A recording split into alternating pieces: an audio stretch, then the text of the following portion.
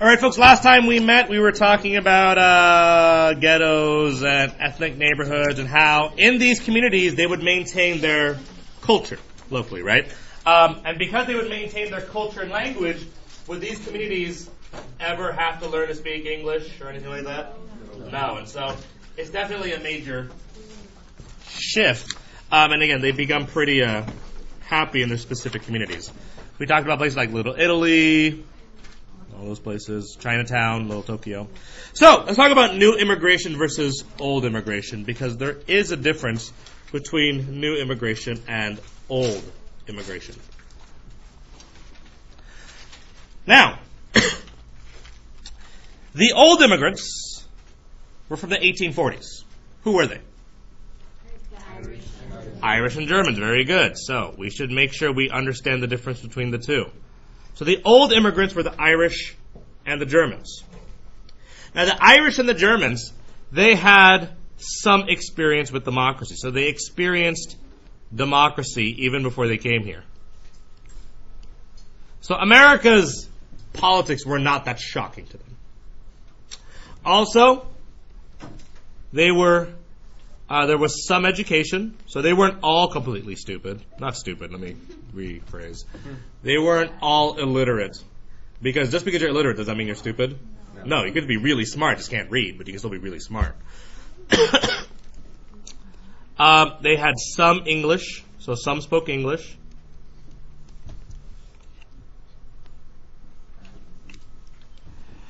They're mostly Protestant, with some Catholics.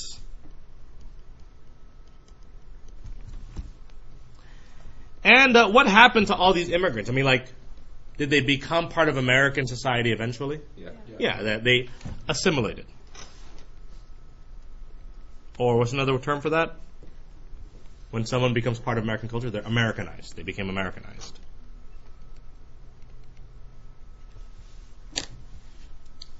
So everyone good so far with the Irish and the Germans? We all know this stuff already, right? We're familiar with what happened to them.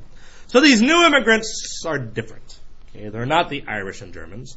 And instead, these new immigrants included immigrants from Southern and Eastern Europe. They included Italians, Russians, Greeks, Jews,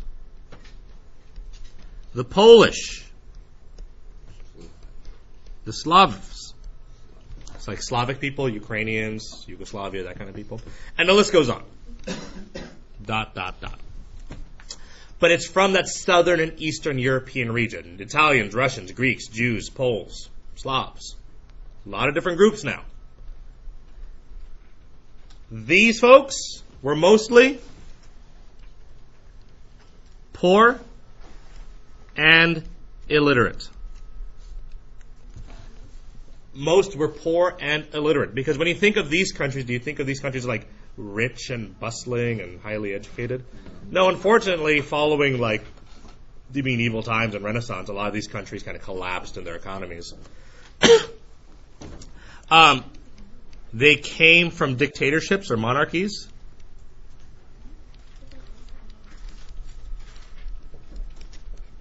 Which means, are they used to democracy? No, they're not.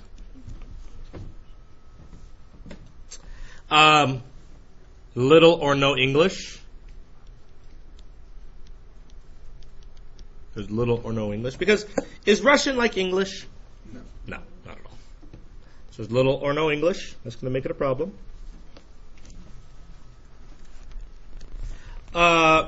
They practiced new religions. They were Greek Orthodox, Russian Orthodox. These are new religions. They were Jewish and Catholic. So none of those are Protestant, which they weren't too happy about. Greek Orthodox, Russian Orthodox, Jewish, or Catholic. And they did not assimilate.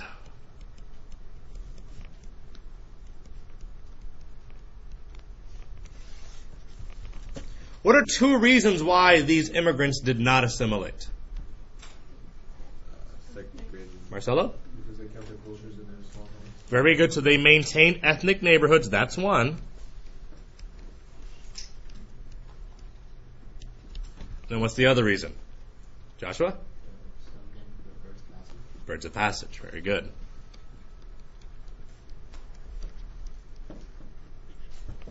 So very different types of immigrants. You had educated, not educated. You had, Protestants, basic religions versus new religions.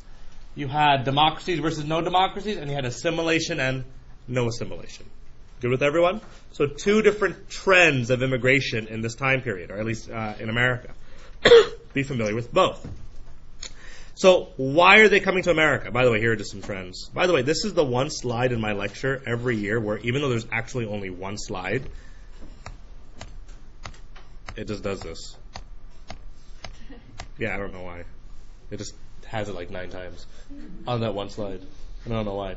Anyway, so why did they come? Let's talk about push and pull factors. I really like this cartoon also because it's called Land of Opportunity. And Uncle Sam is saying, see? What is he suggesting? But why though?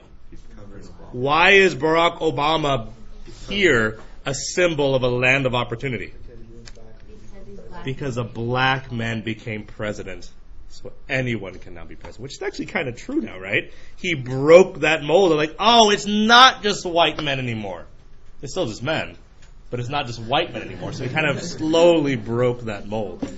So why did they come? Let's talk about push and pull factors to America. Okay. So push factors. What is a push factor? Yeah, why did you leave, right? A push factor is why did you leave. So here are the economic push factors. I just listed these down just to make it easy. One is economic decline in Europe. So I just wrote them down on this slide. But economic decline. The economy in Europe is declining because a lot of its trade is moving where?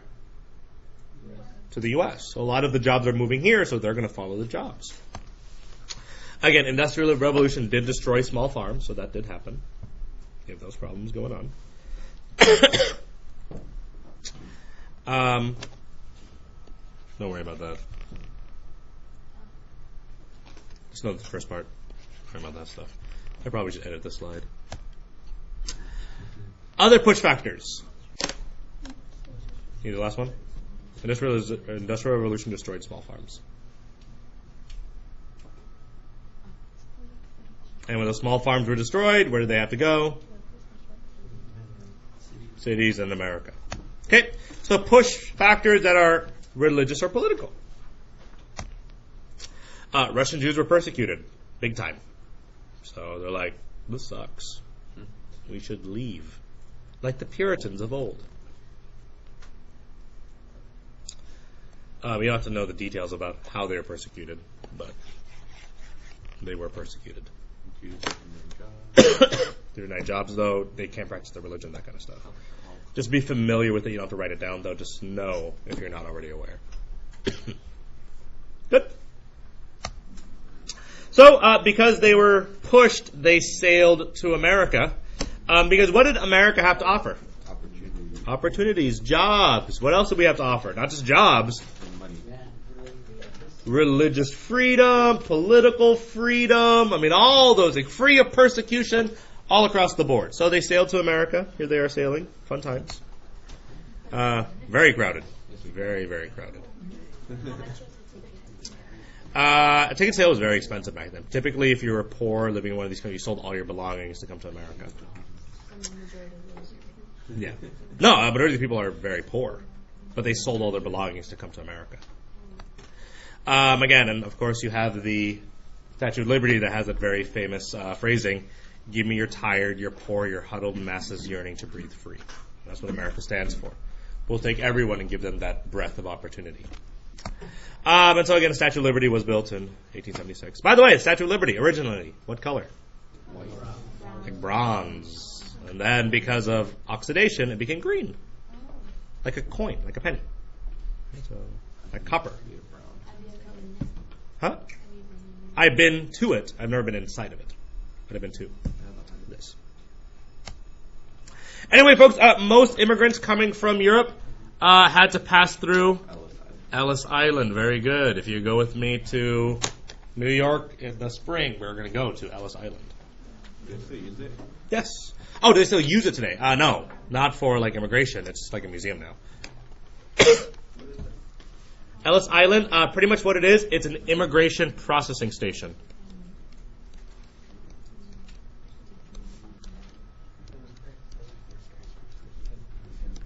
So if you're immigrating to America, all immigrants had to pass through Ellis Island first. At Ellis Island, folks, they would investigate. You would look to see if you were diseased or sick, because they wouldn't accept all immigrants. If you were crazy, they wouldn't take you. If you were stupid, sometimes they wouldn't take you. It just depended, and sometimes they would send you back. Now, can you imagine? You spent all your money coming to America, and they said, we really don't want you. Would they give you a refund? No. No. They don't give you a refund. You took a risk and you came. But if you're a criminal, sometimes we wouldn't take you. It just depended on the circumstances. But let's say, oh, we're too crowded. Sorry, you have to go back. Really? Because we had quotas. And you won't pay for my trip? No, you came and you took a risk. You chose to come here. I didn't make you come here. If I made you come here, like, oh, sorry, we actually don't have enough seats left. You have to go back home. Well, I'll pay for your trip. But you came here. I didn't make you come. So a lot of people actually were forced to go back home, unfortunately. So they would arrive here at Ellis Island. They would have to wait in very long lines. Sometimes they'd have to wait for like 9 hours, sometimes like 12 days or so, depending on the process. They'd be fed here, and it was not terrible, but it was scary because you might be sent back home. They would do investigation. They would ask, do you swear that you are not now, nor have you ever been a member of the Communist Party or the Socialist Party or whatever? You're not here to subvert the U.S. government. And they'd be like, yeah, I'm not doing any of that. You hear the families immigrating.